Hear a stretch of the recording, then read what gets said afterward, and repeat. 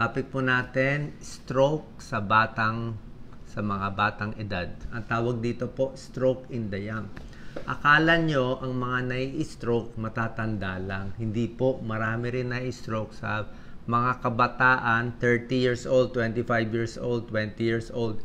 Pero, iba ang mga sanhi nila. Usually, iba ang cause ng stroke sa bata, stroke sa matanda. Maraming dahilan. Mag-enumerate ako ng mga 8 o 9. Number 1, yung pinaka-common na stroke pa rin, matanda o bata, itong pagbabara sa ugat sa puso. Merong mga ischemic stroke na nagbabara sa ugat sa puso. Merong hemorrhagic stroke, yung tulad ng aneurysm o sa high blood. Kakabalita pala kay Jovit Baldivino. Ganyan po nangyari. Pati dati na rin, marami na rin artista na nababalita aneurysm, biglang puputok. Meron din transient ischemic attack. Ibig sabihin, ito po maganda tong ang transient ischemic attack, magbabara sana yung ito. Magbabara sana siya sa utak. May stroke na sana, nabulol na, nanghina na yung kamay, namamanhid na, pero after a few minutes, lumakas ulit yung kamay. Nawala yung niwi, nakalakad siya ulit. Ibig sabihin, yung bara, kusang nalusaw. Swerte, parang miracle yan, kusang nalusaw. Diba? Kaya lang, kahit kusang nalusaw, pwede ulit maulit sa ibang araw. So, ito yung mas common na nakikita sa matanda at bata. Aneurysm, hemorrhagic stroke dahil sa high blood. Pero marami pang ibang dahilan ang stroke sa kabataan. What causes stroke in young people? Merong mga problema sa dugo. Second cause ito. Ibig sabihin, yung dugo ng tao, pinanganak siya o baka dahil sa sigarilyo, ibang exposure, mas malapot. May tao malapot yung dugo. Mabilis mag-coagulate. Okay? Yung iba, heavy smoker. Pag heavy smoker, dumadami yung nagko-compensate kasi kulang oxygen sa katawan. Kaya pinipilit ng katawan gumawa ng maraming red blood cell. Eh pag sumobra naman ng red blood cell mo, magta-traffic dito, polycythemia, tawag doon, dadami red blood cell, babagal ang galaw, may stroke din, magbabara. Meron tao may lahi na mas malapot ang dugo. Kung may history kayo, pwede magbuo din sa utak at sa ibang parts ng katawan. Magbabara. Hematologist ang pinupuntahan. Pangatlo, marami rin na i-stroke, hindi dahil yung utak lang ang pinaka-problema, kung hindi, may heart problem. May heart condition sa kabataan. Merong tao tinatawag na patent foramen ovale. Ibig sabihin, ang puso kasi 4 ang kwarto ng puso. Merong right atrium, merong left atrium, right ventricle, left ventricle. May puso ako dyan, 4. So, minsan, pag baby pa, open pa to, yung right atrium pati left atrium, may daanan pa yan. Pero pag pinanganak na, dapat magsasara na to. May tao hindi nagsasara. Laging may buta sa right atrium, sa left atrium. Kaya minsan, kung meron kang konting blood clot sa paa, pag akyat dito sa puso, pwedeng lumipat mula sa right ng puso, pumunta sa kaliwa, at pumunta sa utak. May stroke. May gamutan dyan sinasara lang yung butas sa puso. Meron din nagbabara dahil sa rheumatic heart disease. Bata sila, nagka-tonsil sila. Nagkaroon sila ng tonsils. Dahil sa tonsils, yung infection pumunta sa puso. Yung puso, ito, si Doc Lisa, kinuha yung puso ko. Bilis mo, ha? So, yung kanina sinasabi kong patent foramen ovale, dito ang butas. Meron naman rheumatic heart disease, nasira itong mga valves. Mitral valve, tricuspid valve, nasira, nagkaroon na parang tumitigas o lumuluwag. So, dahil dito, yung daloy ng dugo hindi na maganda. Pag magulo ang daloy ng dugo, pwede magbuo. Pag nagbuo ang dugo dito, aakyat dito sa aorta, isa dito papunta sa utak, barado dito. Minsan naman, pag may valvular heart disease, minsan nag-i-infection. Nagkakabakterya yung valvula, nagkakaroon ng parang may tumutubo so yung tumutubo, pag natanggal yon, akyat na naman sa utak, stroke. Or pag bumaba naman to, let's say hindi umakyat, bumaba yung bara, pumunta sa paa, di paa naman mababarahan. O sa kamay, kamay mababarahan. O sa kidney, kidney mababarahan. So, anything na magbubuo ng dugo sa, gusto mo ang dugo, fluid lang. Pag nagbuo siya, pwedeng tumilapon sa utak. So, yun. Rheumatic heart disease. Yan, pwede mag-stroke sa ulo. May butas dito. Kahit yung mga congenital heart disease, prone din yan. At isa pa, hindi ko lang nasulat dito, atrial fibrillation. May isang tibok ng puso sobrang abnormal. Dapat ang tibok natin, labdab, labdab, labdab, labdab. Ito atrial fibrillation, walang normal na walang pattern, parang labdab, dadab, dadadadab, magulo. Minsan mabilis, minsan babagal, minsan mabilis. Ibig sabihin, wala na yung pattern ng pag-pump niya. Kasi nga may diferensya minsan sa left atrium. Lumalaki, nasisira, may problem. Pag may atrial fibrillation, magulo ang tibok ng puso, hindi regular, parang nanginginig-ginig lang minsan, mabilis magbuo yung dugo. Nagba-blood clot. O nag-blood clot yan, lilipat na naman dito, ma-stroke yung tao. So yan na-stroke dahil sa puso. Meron naman yung sinasabi ko sa inyo, ito nga sa kabataan o usually sa kabataan, aneurysm. Pinanganak siya na yung ugat niya sa utak may depekto. Anong depekto? Dapat diretso lang ugat, diba? Bakit siya parang may lobo? So, imbis na yung blood pressure mo, tuloy-tuloy lang dito, yung daloy ng dugo, yung dugo, minsan pupunta dito.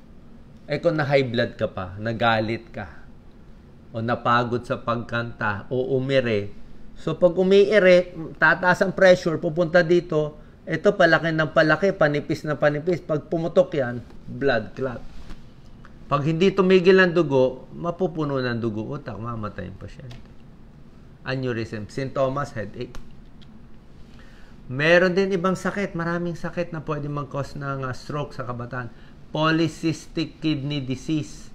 May tao, may lahi na yung kidney nila hindi makinis, ang daming cyst. Meron nga polycystic ovary, di ba? Ito naman polycystic kidney. Yung mga tao may polycystic kidney, dahil nga kidney ang nagko-control din ng blood pressure, tumataas ang blood pressure. Pag na-high blood to, syempre ma-high blood din sa utak. At bukod dito, taong may polycystic kidney disease, nakita nila, marami sa kanila may aneurysm din. So, pag may ganito ka, i-check din baka may brain aneurysm. At kung tao may brain aneurysm, i-check din kung may polycystic kidney. Yun, prone na magkaroon ng stroke. Ito po, simple lang, migraine. Ang dami sa atin may migraine, diba? Yung masakit ang ulo, sobrang sakit, parang may kumukuryente, parang may nakikitang kang sparks, parang humihilab yung sa ulo, parang nagpa-pump na napakasakit. Minsan, madalas one-sided na masakit, kaliwa o kanan. Normally, migraine, headache lang, tulog lang, pahinga lang, okay na. Pero, may small percentage, okay? Ito alam to ng mga neurologists, ayaw natin takutin yung tao. Sabi naman, rarely, hindi naman madalas. Yung mga may migraine nga kasi, minsan kasi mga ugat nila sa utak, yung artery, nag-ispasm. Siyempre, pag contract niyan, minsan sa kaka-close, pwede ma-stroke. Pwede magkaroon ng barado. Pwede ma-stroke. Kasi nga, may problema. Dapat naman hindi. 99.9% hindi may stroke. Pero pag may migraine, higher risk of stroke. Dagdag ko pa, naninigarilyo. Lahat ng smoker, higher risk of stroke sa utak. Kaya pag dinagdag natin yung mga risk, palagay natin, may migraine ka na, naninigarilyo ka pa, ilang pakete, doble risk yun for stroke. Yan ang mga nagdadagdag ng risk. Okay? Ito po, medyo nakikita to ng mga neurologists, napupunit yung artery dito. O napupunit yung artery dito sa likod, vertebral. Bakit mapupunit?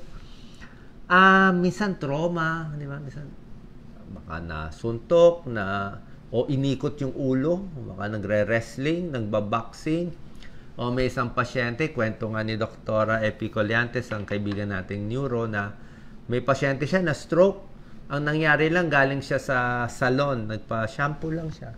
Haircut, shampoo. Pag shampoo sa kanya, di ba minsan yung pag-shampoo, actually, nung nagpapagupit ako, ayoko magpa-shampoo kasi nakita ko yung higaan, masyado nakaganon. Di ba? Yung silya nakaganyan, tapos yung lababo nakaganon. So, mag-hyperextend to. Bawal ang tumingala masyado, Sobrang tingala, ayaw natin na stretch to. Tapos nung na-shampoo siya, inikot-ikot yung ulo. Siguro ginanon, sinampo, nakalaylay ganon, napunit sa likod. Meron din minsan yung mga manipulation sa ulo, iniikot, baka sa barbero. Oo, bihirang-bihira lang naman mangyari. Kaya lang, basta inikot-ikot mo yung ulo, ay nandun yung mga ugat, pwede mapunit yun. Kasi pag hawakan mo niya, nandiyan ang pulse. So, ingat sa ulo. Ingat sa mga athletes. Ingat din sa mga pa-shampoo. Relax lang, dahan-dahan lang. Baka mapunit. Lalo na kung tumatanda. Ito sa mga young people to. Young people, drug abuse. Usually, mention nila cocaine. Siguro others din, shabu, lahat yon. May higher risk for stroke. Alcohol din smoking, alcohol, nakakataas din ng risk. Kahit konti, nakakataas. Ito, magugulat kayo. Birth control pills. Okay? Sasabihin nyo, Doc, bawal ba mag-birth control pills? Hindi. Depende sa paniniwala nyo. Okay yan, mahirap naman kung hindi nyo makontrol yung anak nyo. 8 o 10, di ba? Mahirap din yon. Pero, alam to ng mga OB, ang umiinom ng birth control pills, may konti. Okay? Ulitin ko, may konting taas ng risk. Emphasize on the konti na may konting taas ng risk for stroke. Slightly higher risk. Konti lang naman. Kasi syempre, minsan tinitimbang mo, kailangan mong control. Di ba? Si Mr. walang control. Padami yung anak, hindi na kaya. Di ba? Wala na tayong pakain. So, okay lang mag-birth control konti kung ito ang gusto nyo.